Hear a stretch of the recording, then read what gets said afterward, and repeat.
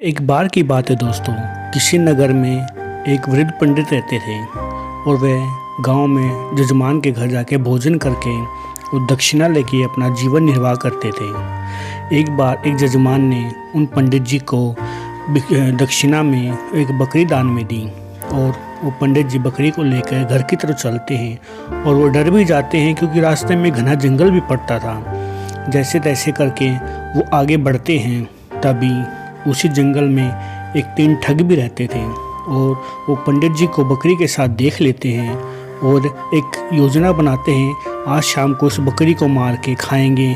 चलो, तीनों अपने अपने काम पर लग जाते हैं।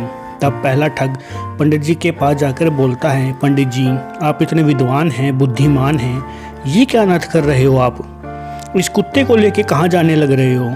और अपनी चिकनी चुकड़ी बातों से पंडित जी को कहते हैं। लेकिन पंडित जी क्रोधित हो जाते हैं और कहते हैं, मूर्ख, या तो तू अंधा है या बिल्कुल ही तेरे अंदर बुद्धि नहीं है या तेरा मति भ्रम हो चुका है।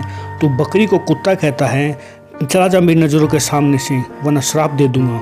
तब फिर दूसरा ठग आकर उनको कहता है, पंडित जी आपको ये सब चीज़ें शोभा नहीं देती, आप एक ब्राह्मण होके इस कुत्ते के साथ कहाँ जाने लग रहे हैं? ये सब ठीक बात नहीं, इससे गलत संदेश जाता है। तब पंडित जी उस पर भी क्रोधित हो जाते हैं और कहते हैं, लगता है सभी मूर्ख इसी जंगल में भरे हुए हैं, तुम मूर्ख के साथ साथ अंधे भी हो जो तुम्हें बकरी को कुत्ता दिखाई देने लग रहा है, तुम भी निकलो यहाँ से।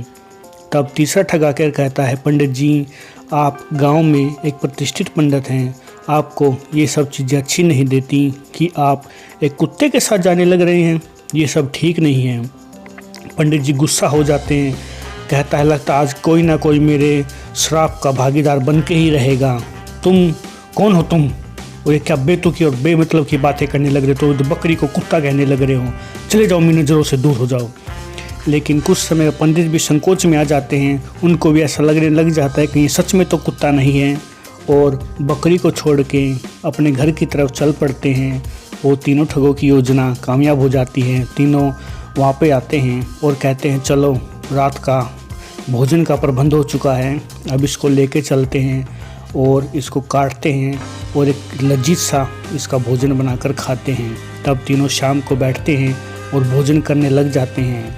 तो इससे शिक्षा मिलती है दोस्तों, किसी झूठ को बार बार कहने से वो भी सच लगने लग जाता है, लेकिन हमें अपनी बुद्धि और विवेक से काम लेना चाहिए। बुद्धिमान से बुद्धिमान व्यक्ति भी झूठ के आगे कई बार नतमस्तक हो जाता है। तो दोस्तों अपने विवेक से काम लें और चैनल को लाइक, शेयर और सब्सक्राइब ज़रूर करें।